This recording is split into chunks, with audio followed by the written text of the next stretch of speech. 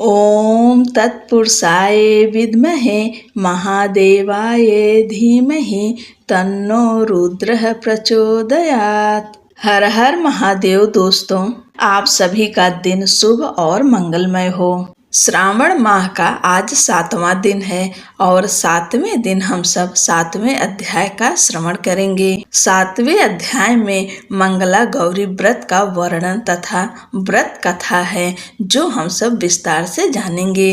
आप सभी भक्तों का आज की कथा में हार्दिक स्वागत है। ईश्वर बोले, हे सनत कुमार, अब मैं अत्युत्तम भौम व्रत का वर्णन करूंगा जिसके अनुष्ठान करने मात्र से वैधव्य नहीं होता है। विवाह होने के पश्चात 5 वर्षों तक यह व्रत करना चाहिए। इसका नाम मंगला गौरी व्रत है। यह पापों का नाश करने वाला है। विवाह के पश्चात प्रथम श्रावण शुक्ल पक्ष में पहले मंगलवार को यह व्रत आरंभ करना चाहिए। केले के खंभों से सुशोभित एक पुष्प मंडल बनाना चाहिए और उसे अनेक प्रकार के फलों तथा रेशमी वस्त्रों से सजाना चाहिए। उस मंडप में अपने सामर्थ्य के अनुसार देवी की स्वर्णमयी अथवा अन्य धातु की बनी प्रतिमा स्थापित करनी चाहिए। उस प्रतिमा को 16 उपचारों से, 16 दुर्वा दलों से, 16 चावलों से तथा 16 चने की दालों से मंगला गौरी नामक देवी की पूजा करनी चाहिए और 16 बत्तियों से 16 दीपक जलाने चाहिए। दही तथा भात का नैवेद्य भक्ति पूर्वक अर्पित करना चाहिए। देवी के पास ही पत्थर का सील तथा लोढ़ा स्थापित करना चाहिए। 5 वर्ष तक इस प्रकार से करने के पश्चात माता को वायन प्रदान करना चाहिए, जिसकी विधि आप सुनिए। अपने सामर्थ्य के अनुसार एक पल प्रमाण सुवर्ण की अथवा उसके आधे प्रमाण की अथवा उसके भी आधे प्रमाण की मंगला गौरी की प्रतिमा निर्मित करानी चाहिए। अपने शक्ति के अनुसार स्वर्ण आदि के बने तंडुल पूरित पात्र पर वस्त्र तथा रमणीय कंचु की ओढ़नी रखकर उन दोनों के ऊपर देवी की प्रतिमा स्थापित करनी चाहिए। पास में चांदी से निर्मित सील तथा लोढ़ा रखकर माता को वायन प्रदान करना चाहिए। इसके बाद 16 सुवासिनियों को प्रयत्न पूर्वक भोजन कराना चाहिए। हे विप्र, इस विधि से व्रत करने पर 7 जन्मों तक सौभाग्य बना रहता है और पुत्र पौत्र आदि के साथ संपदा विद्यमान रहती है। सनत कुमार बोले, सर्वप्रथम इस व्रत को किसने किया था और किसको इसका फल प्राप्त हुआ? हे शंभो, जिस तरह से मुझे इसके प्रति निष्ठा हो जाए, कृपा करके वैसे ही बताइए। ईश्वर बोले, हे सनत कुमार, पूर्व काल में कुरु देश में श्रुति कीर्ति नामक एक विद्वान कीर्तिशाली शत्रुओं का नाश करने वाला 64 कलाओं का ज्ञाता तथा धनुर्विद्या में कुशल राजा हुआ था।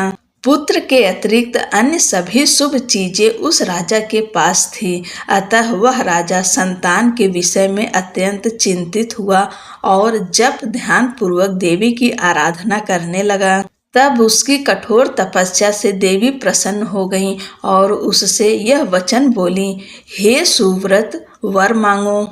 श्रुत कीर्ति बोला, हे देवी, यदि आप मुझ पर प्रसन्न हैं तो मुझे सुंदर पुत्र दीजिए। देवी, आपकी कृपा से अन्य किसी भी वस्तु का अभाव नहीं है। उसका यह वचन सुनकर पवित्र मुस्कान वाली देवी ने कहा, हे राजन, तुमने अत्यंत दुर्लभ वर मांगा है, फिर भी कृपावश मैं तुम्हें अवश्य दूंगी।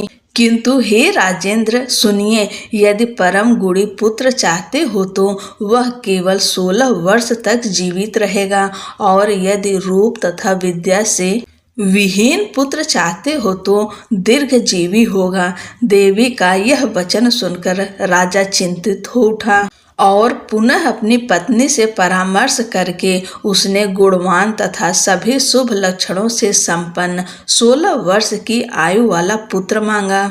तब देवी ने भक्ति संपन्न राजा से कहा, हे नृपनंदन, मेरे मंदिर के द्वार पर आम का वृक्ष है, उसका एक फल लाकर मेरी आज्ञा से अपनी भार्या को उसे भक्षण करने हेतु प्रदान करो, जिससे वह शीघ्र ही गर्भ धारण करेगी, इसमें संदेह नहीं है।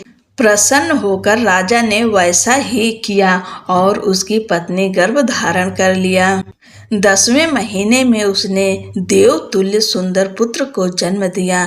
तब हर्ष तथा शोक से युक्त राजा ने बालक का जात कर्म आदि संस्कार किया और शिव का स्मरण करते हुए उसका नाम चिरायु रखा। इसके बाद पुत्र के 16 वर्ष के होने पर पत्नी सहित राजा चिंता में पड़ गए और वे विचार करने लगे कि यह पुत्र बड़े कष्ट से प्राप्त हुआ है और मैं इसकी दुखद मृत्यु अपने ही सामने कैसे देख सकूंगा।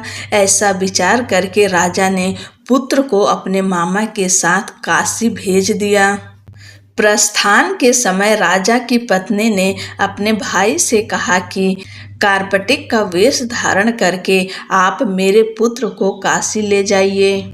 मैंने भगवान मृत्युंजय से पूर्व में पुत्र के लिए प्रार्थना की थी और कहा था कि हे विश्वेश, आप जगतपति की यात्रा के लिए मैं उस पुत्र को अवश्य भेजूंगी, अतः आप मेरे पुत्र को आज ही ले जाइए और सावधानी पूर्वक इसकी रक्षा कीजिएगा। अपनी बहन की यह बात सुनकर भांजे के साथ वह चल पड़ा। कई दिनों तक चलते चलते वह आनंद नामक नगर में पहुंचा। वहां सभी प्रकार की समृद्धियों से संपन्न वीरसेन नाम वाला राजा रहता था। उस राजा की एक सर्वलक्षण संपन्न युवावस्था प्राप्त मनोहर तथा रूप लावण्यमयी मंगला गौरी नामक कन्या थी। सभी उपमानों को तुच्छ करके सौंदर्य अभिवृद्धि को प्राप्त वह कन्या किसी समय सखियों के साथ नगर के उपवन में क्रीड़ा करने के लिए गई हुई थी। उसी समय वह चिरायु तथा उसका मामा वे दोनों भी वहां पहुंच गए और उन कन्याओं को देखने की लालसा से वहीं विश्राम करने लगे। इसी बीच विनोद पूर्वक क्रीड़ा करती हुई उन कन्याओं में से किसी एक ने कुपित होकर राजकुमारी को अशब्द कहा। यह कुवचन कह दिया। तब उस अशुभ वचन को सुनकर राजकुमारी ने कहा, तुम अनुचित बात क्यों बोल रही हो? मेरे कुल में तो इस प्रकार की कोई नहीं है। मंगला गौरी की कृपा से तथा उनकी व्रत के प्रभाव से विवाह के समय जिस सर पर मेरे हाथ से अक्षत पड़ेंगे, हे सखी, वह यदि अल्प आयु वाला होगा तो भी चिरंजीवी हो जाएगा। इसके बाद वह सभी कन्याएं अपने अपने घर चली गईं। उसी दिन राजकुमारी का विवाह था। बाल्हिक देश के दृढ़ धर्मा नामक राजा के सुकेतु नाम वाले पुत्र के साथ उसका विवाह निश्चित किया गया था। वह सुकेतु विद्याहीन, कुरूप तथा बहरा था। तब सुकेतु के साथ आए हुए उन लोगों ने विचार किया कि इस समय कोई दूसरा श्रेष्ठ वर ले जाना चाहिए और विवाह संपन्न हो जाने के बाद वहां सुकेतु पहुंच जाए। उन लोगों ने चिरायु के मामा के पास जाकर याचना की कि आप इस बालक को हमें दे दीजिए, जिससे हमारा कार्य सिद्ध हो जाए। इस पृथ्वी पर परोपकार के समान दूसरा कोई धर्म नहीं है। उनकी बात सुनकर चिरायु का मामा मन ही मन बहुत प्रसन्न हुआ, क्योंकि इसने उपवन में पहले ही कन्या मंगला गौरी की बात सुन ली थी। फिर भी उसने एक बार कहा कि आप लोग इसे किस लिए मांग रहे हैं? कार्य की सिद्धि हेतु वस्त्र, अलंकार आदि मांगे जाते हैं, वर तो कहीं भी नहीं मांगा जाता। तथापि आप लोगों का सम्मान रखने के लिए मैं इसे दे रहा हूँ। इसके बाद चिरायु को वहां ले जाकर उन लोगों ने विवाह संपन्न कराया। सप्तपदी आदि के हो जाने पर रात्रि में शिव पार्वती की प्रतिमा के समक्ष उस चिरायु ने हर्ष युक्त होकर मंगला गौरी के साथ शयन किया। उसी दिन चिरायु के 16 वर्ष पूर्ण हो चुके थे और अर्धरात्रि में साक्षात काल सर्प रूप में वहां आ गया। इसी बीच संयोगवश राजकुमारी जाग गई। उसने उस महासर्प को वहां देखा और वह भय से व्याकुल होकर कांपने लगी। तभी उस कन्या ने धैर्य धारण 16 उपचारों से सर्प की पूजा की और पीने के लिए उसे दूध दिया। उसने दीनता भरी वाणी में उस सर्प की प्रार्थना तथा स्तुति की। मंगला गौरी प्रार्थना करने लगी कि मैं उत्तम व्रत को करूंगी जिससे मेरे पति जीवित रहें।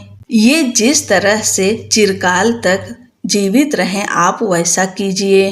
इतने में सर्प वहां स्थित एक कमंडल में प्रवेश कर गया और उस मंगला गौरी ने अपनी कंचुकी से उस कमंडलू का मुंह बांध दिया। इसी बीच उसका पति अंगड़ाई लेकर जाग गया और अपनी पत्नी से बोला, हे प्रिय, मुझे भूख लगी है।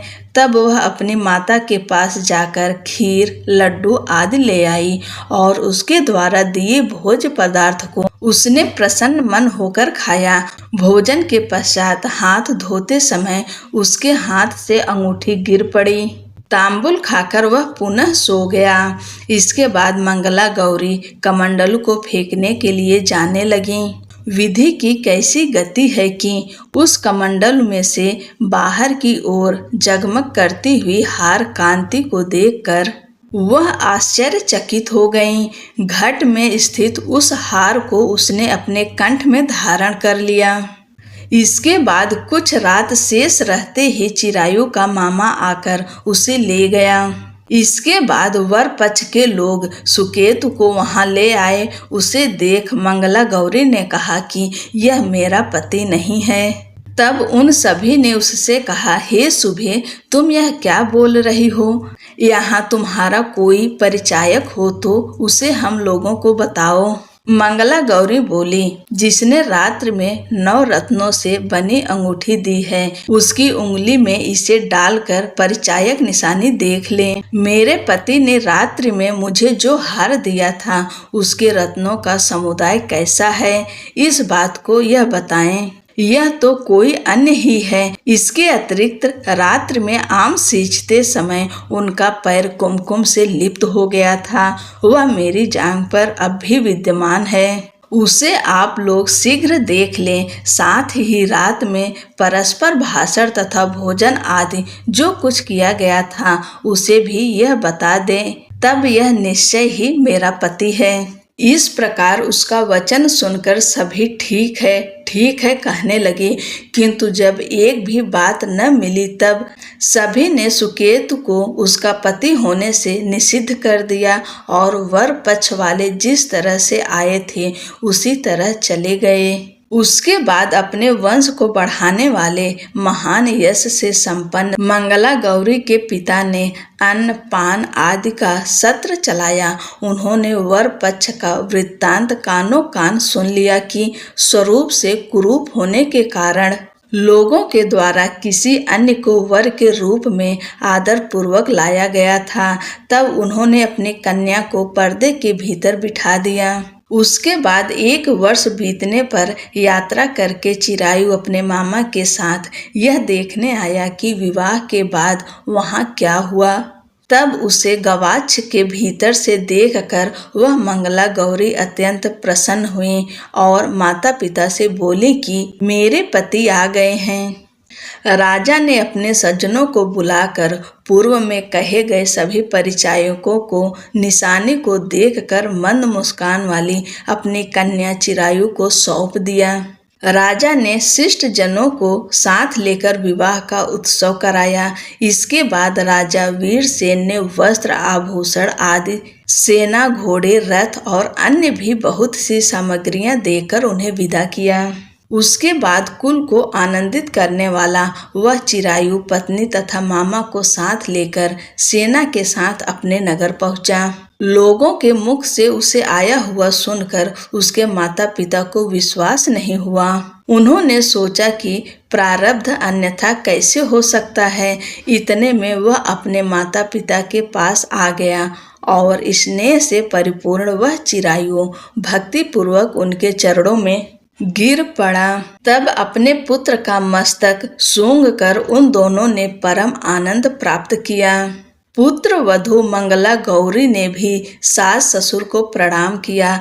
तब सास उसे अपनी गोद में बिठाकर सारा वृत्तांत शीघ्रता पूर्वक पूछने लगी। हे महामुने, तब पुत्र वधू ने भी मंगला गौरी के उत्तम व्रत महात्म्य तथा जो कुछ घटित हुआ था वह सब वृत्तांत बताया। हे सनत कुमार, मैंने आपसे इस मंगला गौरी व्रत का वर्णन कर दिया। जो कोई भी इसका श्रवण करता है अथवा जो इसे कहता है उसके सभी मनोरथ पूर्ण हो जाते हैं, इसमें कोई संदेह नहीं है। सूत जी बोले, हे ऋषियों, इस प्रकार शिव जी ने सनत कुमार को यह मंगला गौरी व्रत बताया और उन्होंने सभी कार्यों को पूर्ण करने वाले इस व्रत को सुनकर महान आनंद प्राप्त किया। इस प्रकार श्री स्कंद पुराण के अंतर्गत ईश्वर सनत कुमार संवाद में श्रावण महात्म्य में मंगला गौरी व्रत कथन नामक 7वां अध्याय पूर्ण हुआ। बोलो शंकर भगवान की जय। माँ मंगला गौरी की जय। जय श्री कृष्ण। दोस्तों, हर हर महादेव।